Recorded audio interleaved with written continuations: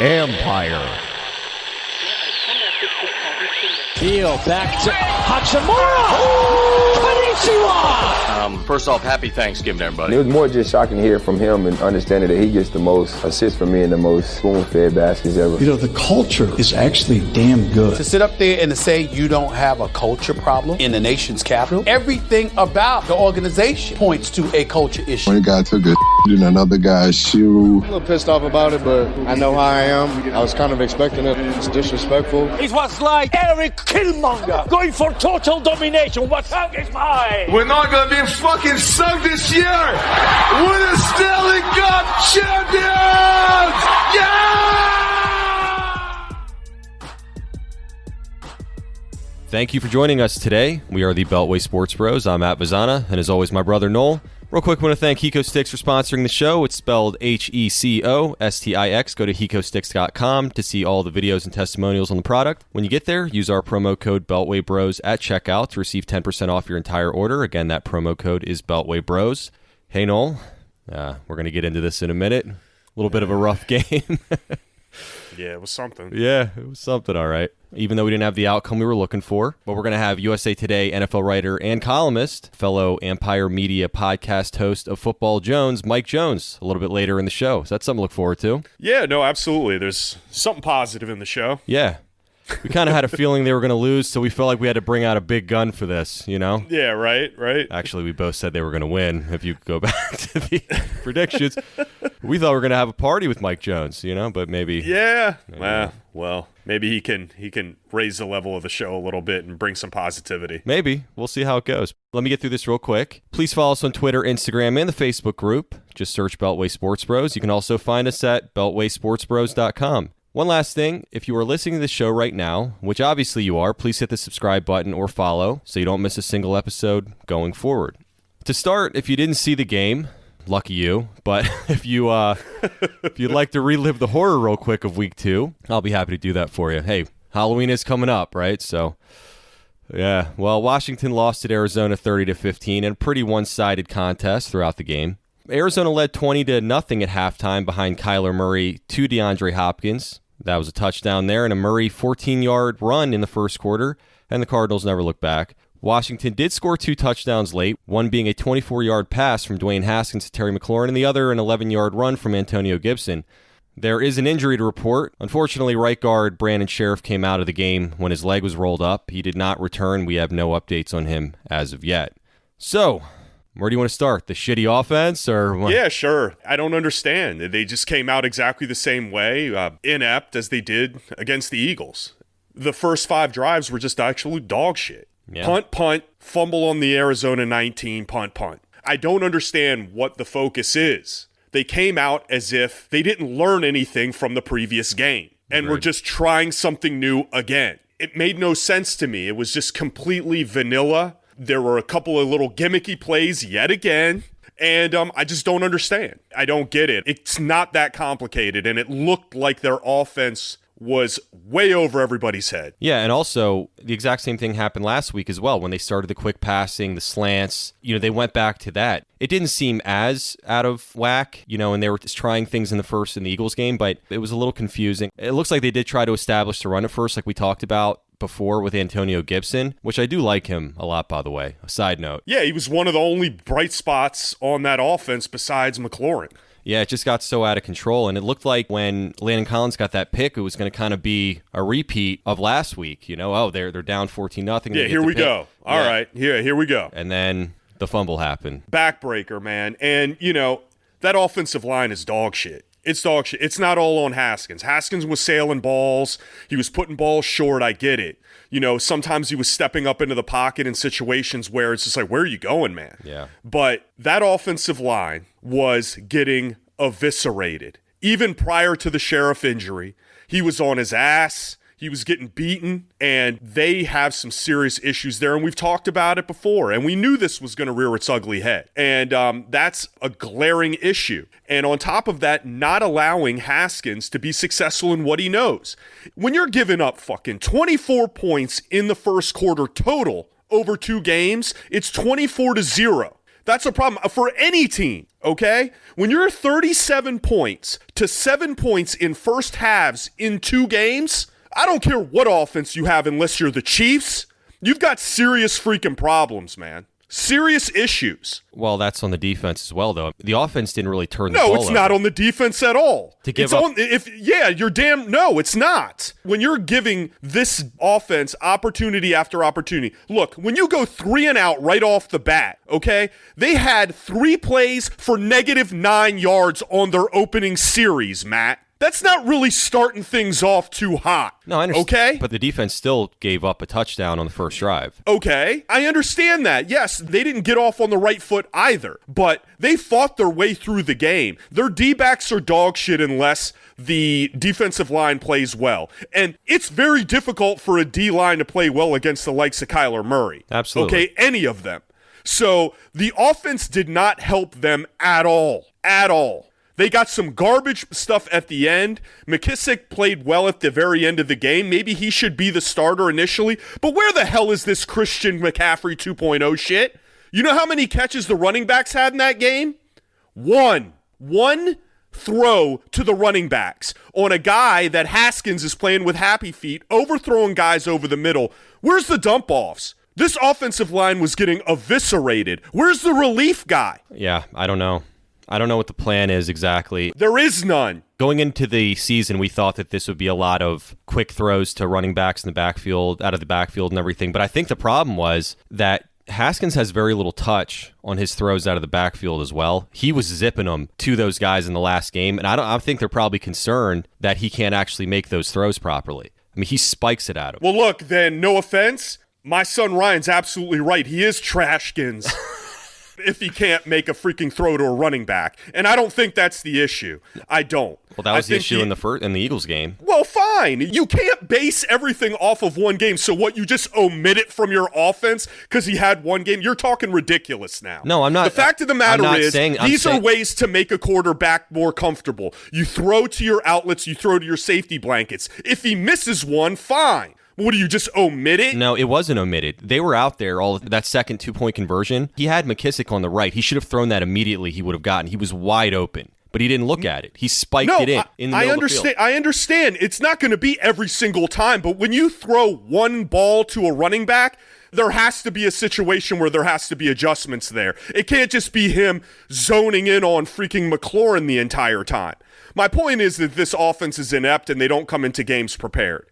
And we've talked about this with Jay Gruden, about not having preparations at halftime and things like that. Well, they're not coming into the games prepared. And I understand they didn't have preseason and they're young kids and they haven't worked together a whole hell of a lot. But there's absolutely no reason that in your first 5 drives that you should come up with zilch. Yeah. Okay? With 0. We're not even talking about points here. We're talking about some resemblance of an offense. Yeah, that's all I'm saying. It wasn't pretty. I don't think that the defense was completely clear of this as well either. It's not like the offense put them in horrendous situations. They just didn't move the ball. And yeah, that's not good, of course, but it's not like they fumbled the ball at the 5 at their own 5. Well, no, there are 2 situations that I'll give you where it's not the defense's fault that totally changed the trajectory of the game. Yeah, I know what you're going to say. The Landon Collins pick, God willing, this guy's like the guy that saves his ass after making 15 bad plays. Yeah. Then he does something to make himself look good. This guy was getting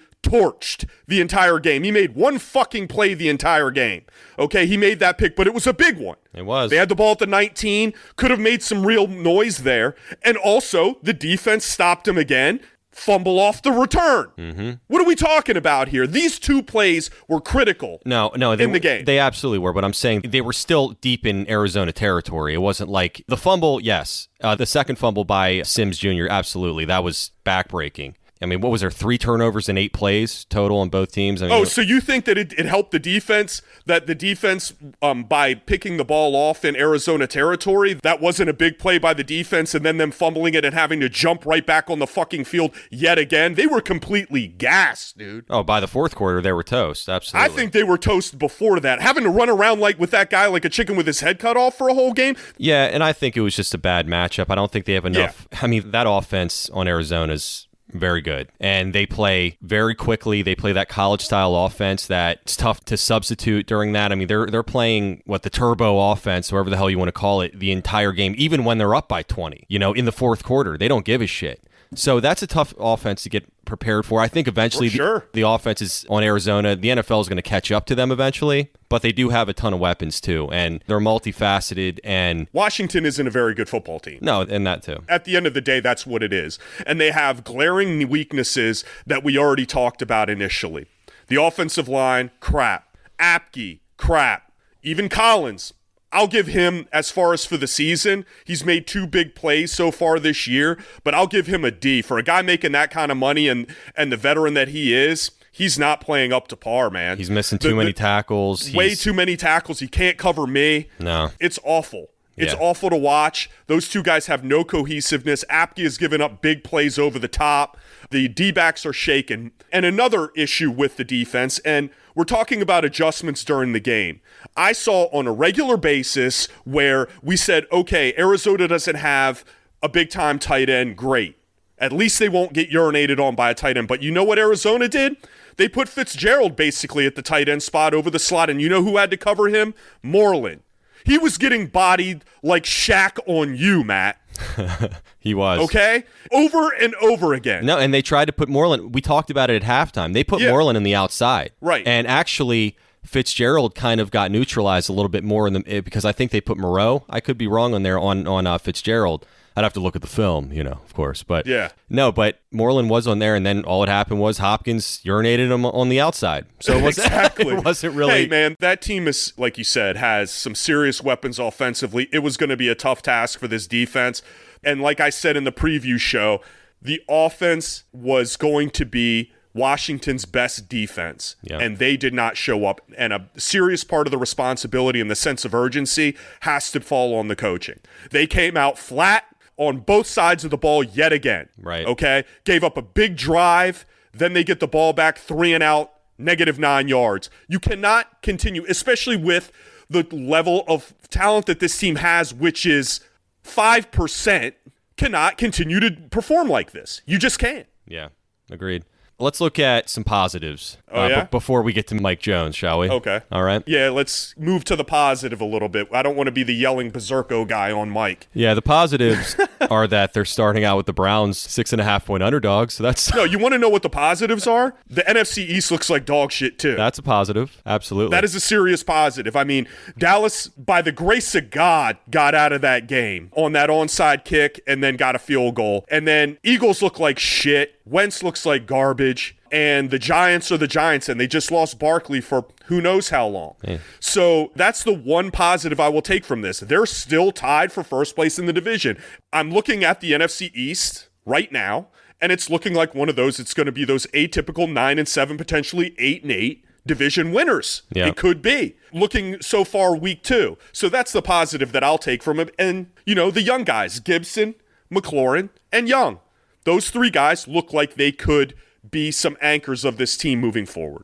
Yeah, the Brandon Sheriff injury is not a good thing, but I think Schweitzer actually outplayed Sheriff. Haskins actually seemed a little bit more protected when he came out. Maybe Sheriff was injured prior to that. I don't know. The guy's always injured. So I'm not saying that's a positive. I'm just saying that's something. And I think if we're talking about the Browns, I'm not going to get into that right now, but they're definitely a beatable team. Even being 6.5-point underdogs to the Browns, I think that's a very winnable game.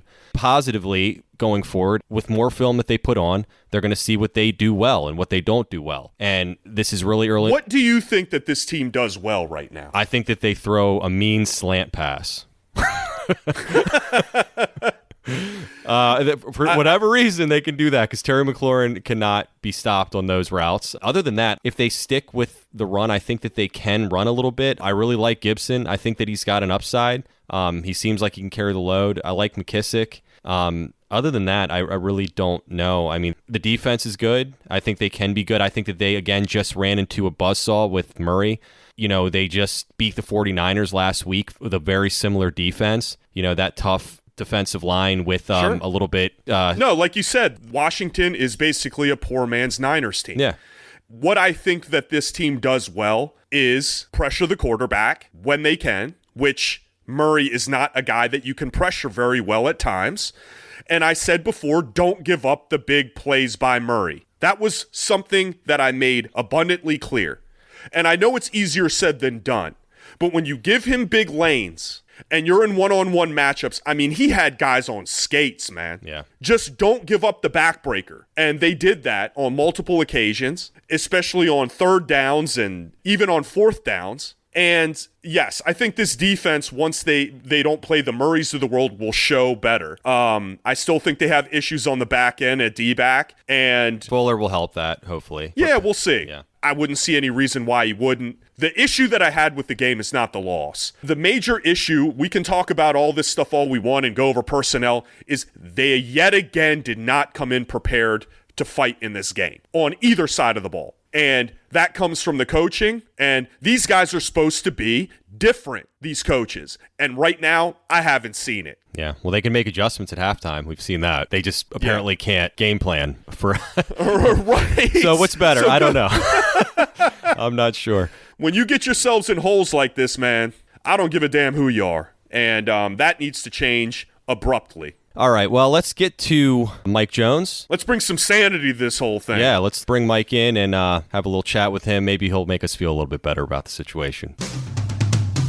Sad to say, but Noel and I are getting old, and we've been looking for ways to sharpen our hand-eye coordination and reaction speed, but also like to throw something around outside with our kids once in a while. Then we found this product, Hiko Sticks. Hiko Sticks has 3 prongs, 3 colors, throw it, call the color, and catch the color. Simple, right? It's way harder than it looks, and there are so many ways to increase the difficulty that challenges even the best athletes. For example, Odell Beckham, Alvin Kamara, Joe Burrow, just to name a few. They use it to take their training to the next level. So Hiko Sticks is the winner of the Men's Health Award. Even though it's already being used across all major pro sports and college programs, doesn't mean it's just for the elite. It also has the national standard for K-12 physical education curriculum. With so many shutdowns and gyms closing, Hiko Sticks is the perfect tool to add to your home workout. Or you can just make it a fun competition with your family, while you're sitting at home. You can go to HikoSticks.com for more details. When you order, don't forget to use our promo code, Beltway Bros, and get 10% off your entire order. Catch Hiko Sticks today. Support for this podcast comes from the IT experts at CDW, people who get it. At CDW, we get the future workplace works differently. Today's my first day back. Almost forgot what floor we were on.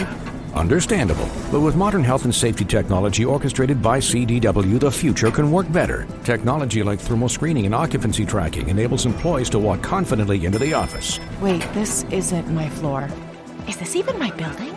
Even if it's been a while. IT orchestration by CDW. People who get it. Find out more at cdw.com/future of work. All right, guys, please welcome USA Today NFL writer and columnist and fellow Empire Media podcast host of Football Jones, which comes out every Tuesday, Mr. Mike Jones. How you doing, Mike? I'm doing well. How are you guys doing? Doing great. Thanks for joining us today. Thanks for having me. Absolutely. You're driving back from the Philadelphia Rams game, right? Yep, exactly. Sounds like you're moving pretty good, so that's good. Other than the dinosaurs that you were talking about.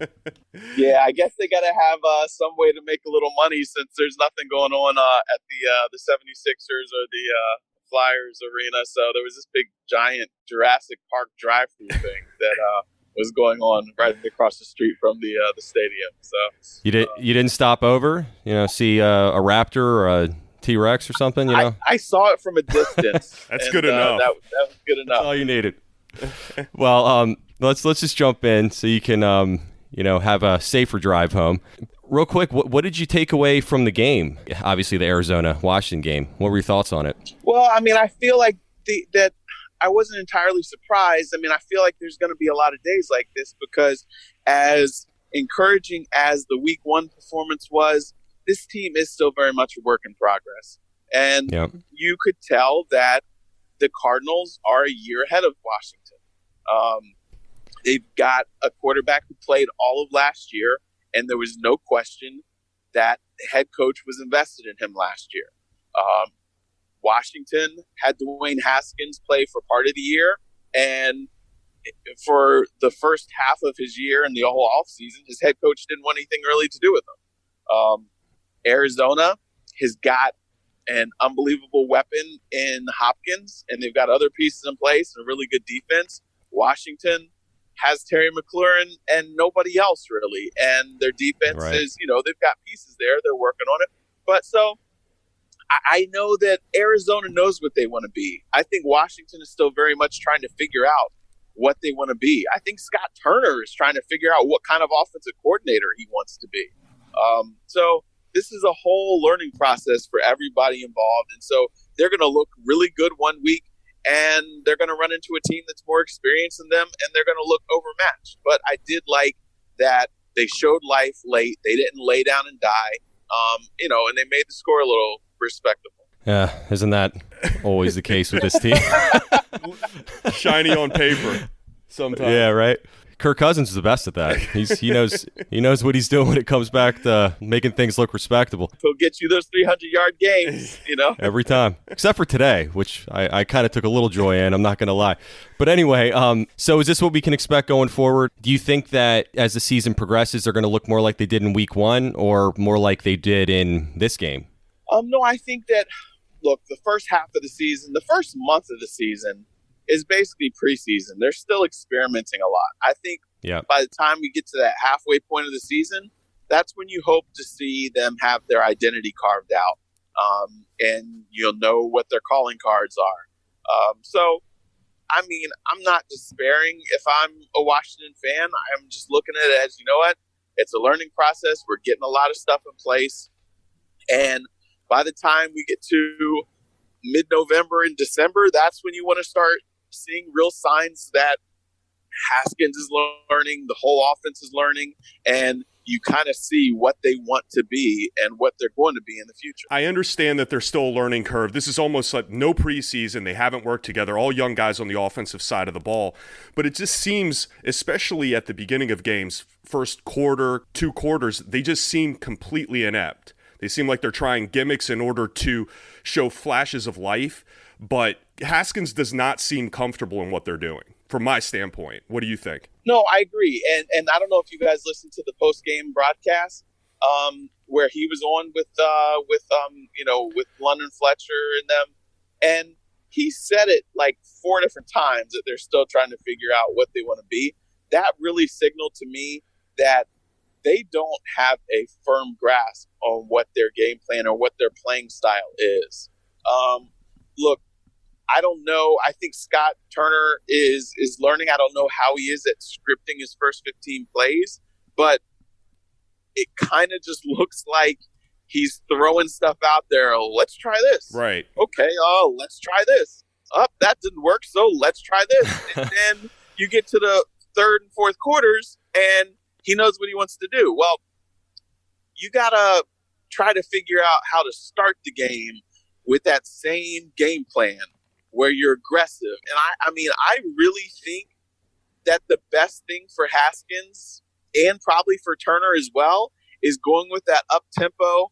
I know you got to huddle sometimes, but Haskins looks comfortable when he's just dropping back and hitting, totally handing agree. off Yeah. back, So if you got to go no huddle, go no huddle because you're in a better rhythm and you're making it so the defense can't substitute in and out.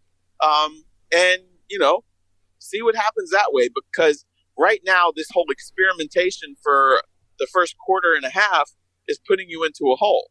And especially putting the defense in a hole. Which is the strength of the team. When you're starting the game with 4 punts and a fumble, when you have opportunities to score, and the defense is just having to strap the helmet back on and go out there again, at the very least, the offense should show some forms of life, throwing the ball downfield, using Haskins' strengths, and I don't feel like they did any of that initially. I think they weren't going to McLaurin at the beginning of the game, which is, like you said, their only option offensively, and defensively, they just seemed totally gassed by the end of the game because of that. Yeah, well, that defense is having to be on the field longer than it really should have to. That's why another reason the benefit of that up-tempo attack, well, your offense, you're able to string something together, and look, you're just chipping away, just, 3, 4, 5 yards a pop, extending, moving the chains, and give your defense a breather.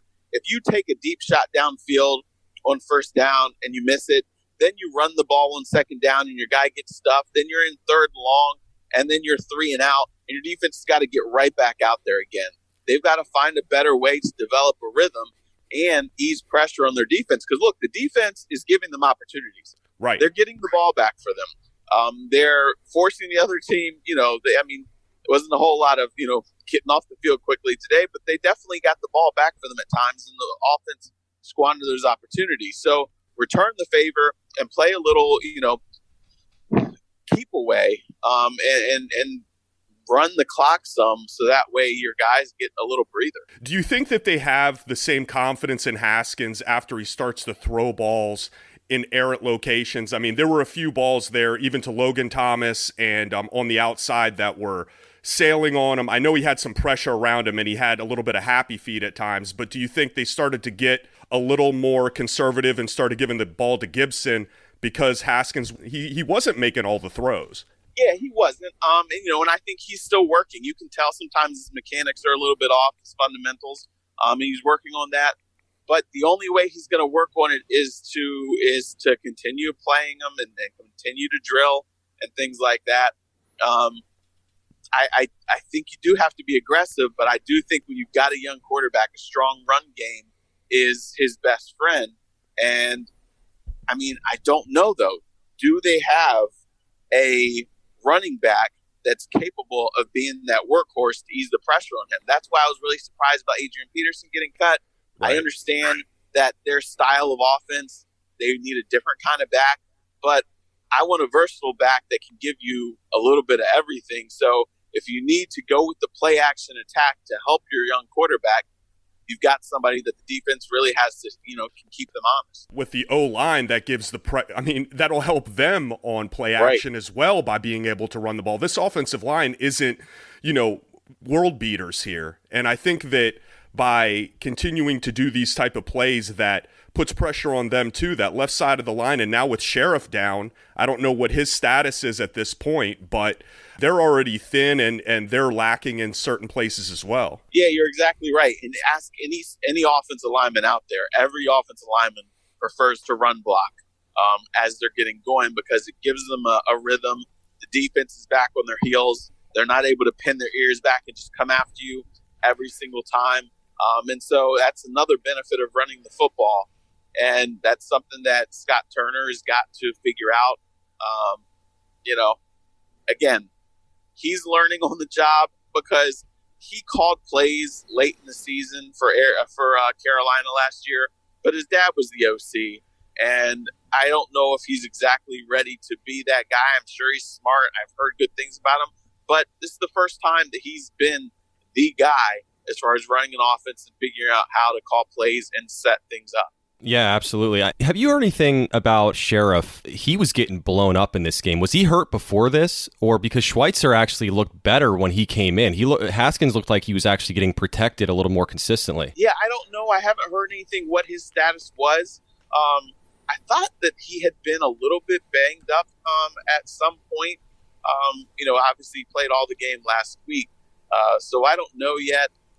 Unfortunate for them because, the right side of that line is the strong side with Moses and Sheriff there together. But this whole line, and that's why when people ask me, hey, do you think that we can surprise some people this year? I say no, because there's so many pieces. They need reliable weapons. They need a reliable offensive line. And until you get all that stuff in line, that takes a year or two to get all of that. Yeah, absolutely. And with that being said, the pieces that they have right now, can this offense survive throughout the season? They're razor thin at pretty much every position on offense. Have you heard if they're looking to add anyone by trade, or there's not much on the waiver wire? Maybe Antonio Brown, want to destroy a culture right there. But have you heard anything about that? No, I think that they're doing their homework on everybody. But the sense that I get is that they know that this is going to be a process, and they're having to build this thing gradually. And they've got a lot of young guys. They know they've got to develop that talent. Look, it's in week 2. They're not panicking, but they just know that they're going to be growing pains this year. And that's another reason why they did trade Peterson, because they were like, look, we're not one piece away. We're not 2 pieces away. We're probably about 15 pieces away on both sides of the ball. And so, we'll do this thing, gradual, slow build, develop the young talent we have, and, deal with the growing pains. That's depressing to think about. Well, thank you for that, Mike. Right.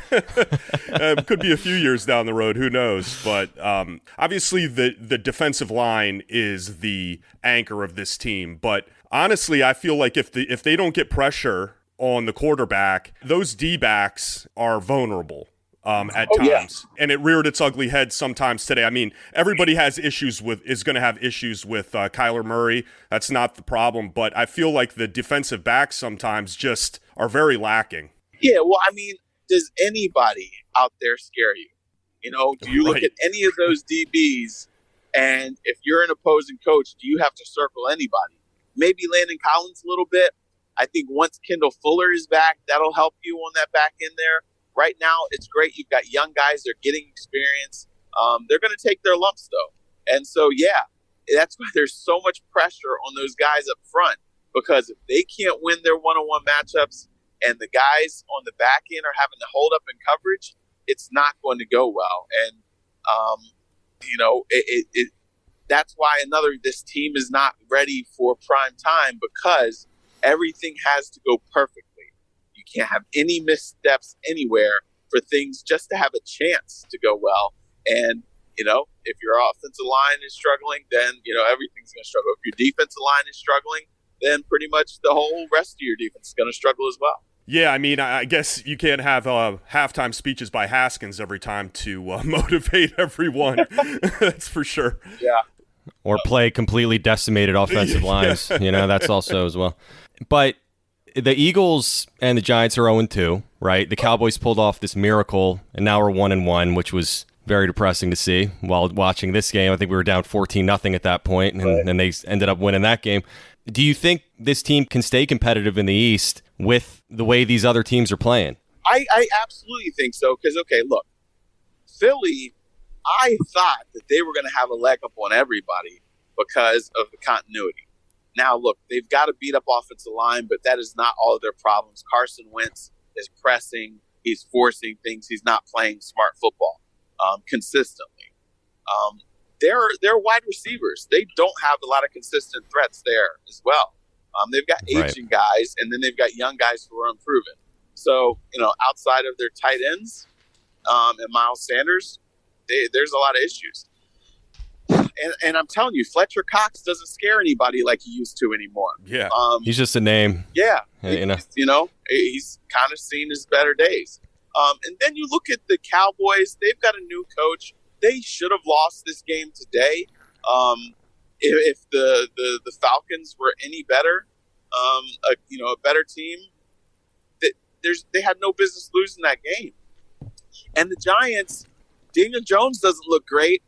They're still, and now Saquon Barkley, if he's out, that's really bad for them. So I definitely think that Washington has a chance. I'm not saying they're going to win the division. I'd be shocked if that happened. But they have a chance to not be in the basement of this division. They have a chance to be scratching and clawing and jockeying for position as that, third place team. And maybe if they're lucky, second place team, but it seems like a stretch because I think the Eagles are eventually going to get stuff in order. But I don't know who's worse right now, the Washington or the Giants. And that's a toss-up. Yeah.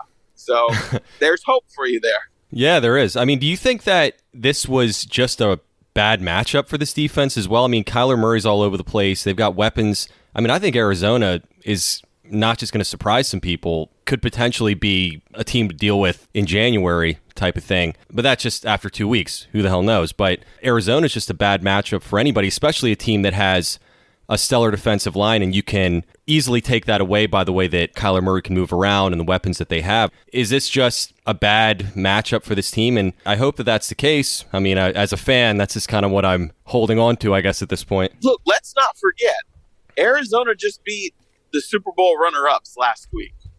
They beat a healthy San Francisco 49ers team.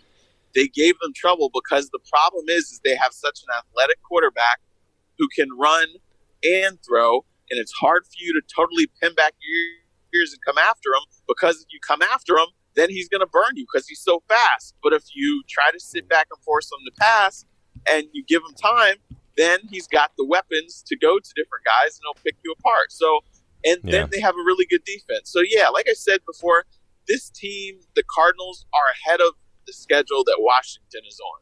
So, I mean, I just think that we've got to remember that this is a process. I know Washington fans have been suffering for so long, and they're tired of being patient, but that's all they can do this year. There's going to be a lot of times when they're just somebody who's further along in the process than them, and you've got to get really lucky. The ball's got to bounce just perfectly for you to have a chance.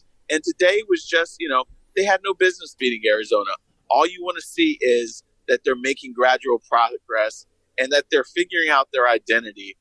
So if they look like they have a clue, they're coming out there and they're just short, they're just narrowly missing here and there, then okay, at least you can point to some progress and feel good that they're heading in the right direction. Now, if they look like they still don't know what they want to do or what kind of team they want to be, 4 or 5 games into the season, then you can get depressed and start picking up a hobby on Sunday afternoon. Right.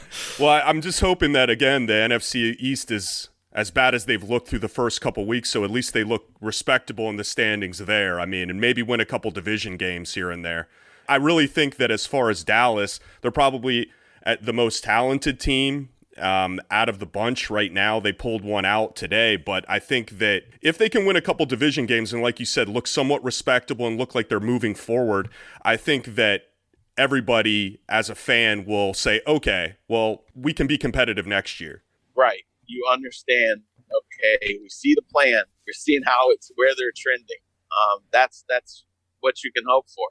Absolutely. Well, Mike, thank you so much for joining us today. We really, really appreciate it. And again, you can read Mike's columns at usatoday.com. Is that right? Yep, that's right. And the actual paper as well, right? Could people still do that? Actual paper. And yep, usatoday.com, the Dead Tree edition as well. And you can get all the links are on Twitter at by Mike Jones. And the podcast links are on there too.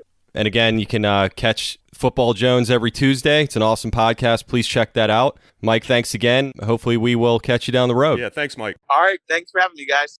All right, that's going to do it for this episode. Thanks again to Mike Jones for taking some time with us. Great guy. You can follow Mike on Twitter at @ByMikeJones and also catch his NFL columns on usatoday.com. And also his podcast, Football Jones, every Tuesday on all podcast platforms. We're also on all major podcast platforms as well. Please rate, review, and subscribe. If you like this show, please share it on social media. Again, please follow us on Instagram, Twitter, the Facebook group, and our website, BeltwaySportsPros.com. Hope you guys enjoy your Monday, and we will see you on Wednesday.